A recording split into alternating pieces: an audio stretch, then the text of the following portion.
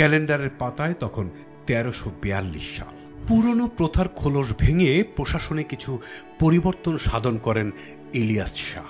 ইতিহাস ঘাটলে দেখা যায় বিগত ১০০ বছরে মুসলিম শাসকেরা তাদের যুদ্ধবাহিনী সাজিয়েছেন ঘোড়ার উপর ভিত্তি করে। নিয়োগপ্রাপ্ত ঘোড়সওয়াররা সকলেই ছিলেন মুসলিম। এই নীতি থেকে বেরিয়ে আসেন ইলিয়াস। তিনি প্রশাসনিক কাজকর্মে অনেক হিন্দু ব্যক্তিকে নিযুক্ত করার পাশাপাশি সেনাবাহিনীতেও প্রচুর পরিমাণে হিন্দু লোকের সমাগম ঘটালেন। বাঙালি সেনাদের নিয়ে বৃহদাকার পদাতিক সৈন্যবাহিনী গঠন করলেন তিনি। বাঙালি মাঝি মাল্লার সহযোগে গড়ে উঠল বিশাল নৌবহর, শুধুমাত্র ফখরুদ্দিনের হামলা ঠেকানোর জন্য। ২ বছরের সামরিক শক্তি বহু গুণে বাড়িয়ে সপ্তগ্রাম থেকে উড়িষ্যার দিকে পা বাড়ালেন তিনি। একে একে জয়পুর, কটক, চিল্কারদ জয়ের পর ক্লান্ত হয়ে পড়লেন ইলিয়াস শাহ।